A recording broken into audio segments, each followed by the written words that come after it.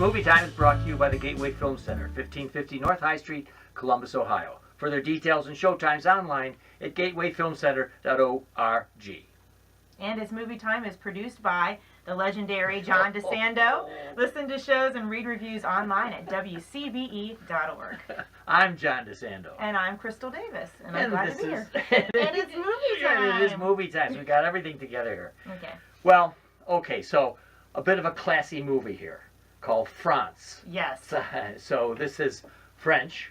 And German. And German. And what was your reaction? I thought it was, wow, the cinematography blew me away, even though parts of it were black and white, which And you know something? surprised. You're right. Most of it is black and white. Mm-hmm. There were some color sequences in there, which if we had time, I want to ask you about. Yes. Because I'm not quite certain everything that he was doing when he switched to color. But anyway, we're talking about the end Agreed. of World War I. Yes. And we have a lovely lady named Anna who has lost the love of her life. Yes. At the end of the war, Frantz, Mm-hmm. and in comes a young man named, let me get his name, named Adrian. Adrian. Mm-hmm. And what happens? I guess just let our audience know a little bit of what happens. This is definitely a movie with twists to it, I will tell you that. She sees him at the grave of her fiancé who was killed in a trench in the war. And this man suddenly shows up placing flowers on the grave, and she wants to know who he is because he's clearly grieving the loss of her fiancé, and he claims to be her fiancé's friend, and the story evolves from there. Yes, it does. To the point, now, she has been somewhat cloistered with her fiancé's parents, the doctor and his wife. Yes. And the three of them have been gloomily mourning for a year or so. It's just, the place is like a tomb. It is. And it's interesting, though, I noted later on after the movie, I thought, I never saw her family at all. It was always about his family. Yes. So that was very interesting. Yes. And I think Francois Ozon is the director, and he is a director like Pedro Almodovar from Spain, who loves women.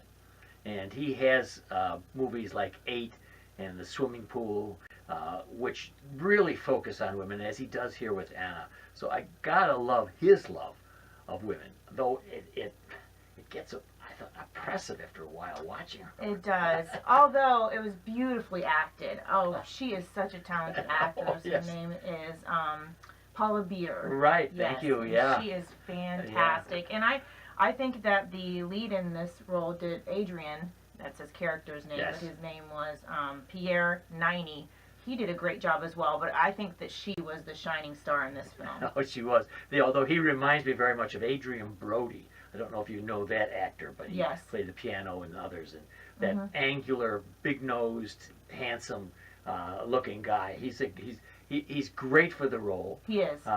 There's an awful lot of ambiguity going on in this film, which I happen to love as well. Yes. And the only thing I would disclose to the audience is that as they flash back to the relationship between Frantz, her fiancé, and Adrian, the question as to whether there's anything homoerotic is there underneath. It is. But never answered. No, it never answered. We'll give that away. Yes. Anyway, so if anybody's worried about that or perplexed by that as a theme, I think the director wants purposely to make that ambiguous.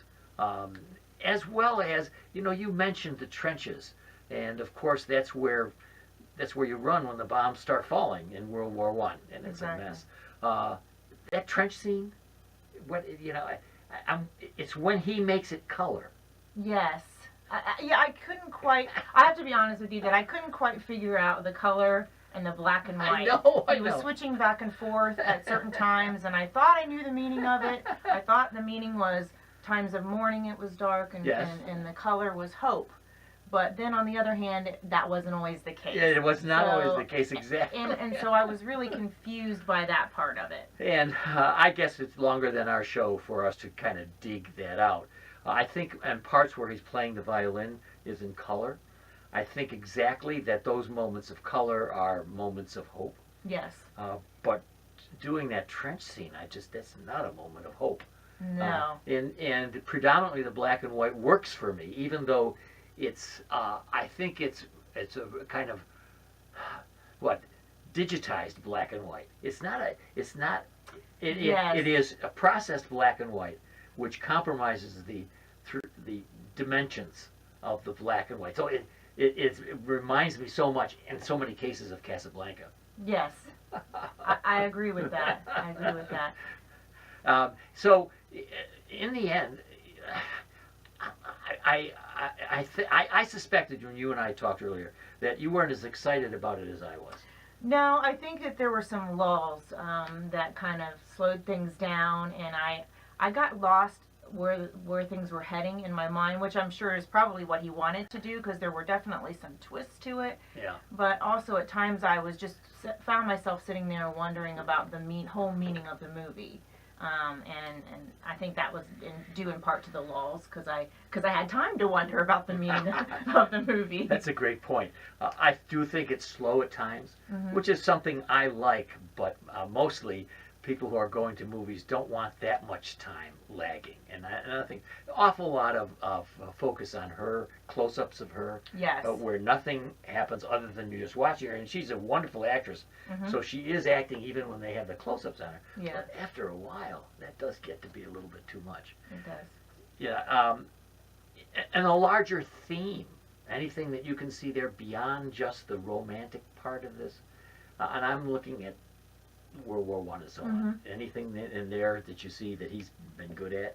I think it's definitely a story of grief and loss and overcoming that or moving on. Yeah. It is ultimately a story of hope. Yes. I had personally kind of hoped that the ending would be a little different than it was. Yes. But then on the other hand, if it was the way that I wanted it to be without giving too much away, then it wouldn't be realistic I know. in that time period. Oh, you hit me right on that, Crystal. First of all, I'm not great on endings. I'm an impressionist, and so by the time I get to the ending, I don't need the ending. I've had my impression of it. But in this one, and I'll just use the phrase, it's too late. Yes. I liked it. And she said that. Because, right, yes. and I say to myself, yes, life is very much like that. Sometimes it is too late, and so it, different from, say, Hollywood. And so I really liked that part of it. I thought too, and you talked about the getting past grief. I thought too, the whole tension between France and Germany was very well done. It was. The German doctor does not want to have anything to do with the friend who comes because he's French. Yes. People in the town don't want to have anything to do with him because he's French. To remind you that living next door to each other and the French defeating the Germans are proud people, they're just not interested. Exactly. And the reverse happens later on in the movie when Polivier, who's Anna, goes to France. Yes, yes. The reverse happens, so she sees the other side of the coin after the war, and it is very much about how the lost generation is feeling after the war. Oh, great, yeah. And, that's such an important piece of business to have her go over to France. And we don't need to reveal what she's going over for, but just the idea that she's going over there, leaving Germany and going there is such a powerful statement about what needs to be done to heal wounds, Yes. to be able to live together and so on. Yeah, I like that. It's a kind of stark movie. And Crystal Davis, it's called Frantz. And what grade would you award it? I would give it a B. I think that the cinematography was fantastic. I think the acting was superb. But the lulls, as I talked about, and the use of black and white versus color, those things I was not as happy about. So that's where my B rating comes from. and I'm taking your lead on your criticism of it, and I'm awarding it a B+. Where you might have thought I might have been in the A dimension, but I actually thought you would. I know, but you got the weaknesses. But hey, it's what? It's April. I mean, Yes. Crystal, come on. This Yes. is a pretty good film for April. It is a pretty good film for April. Other than that, it's going to be The Fate and the Furious. Yeah. Other than that, it's going to be the Fate of the Furious. Yes, there you go. So take your choice.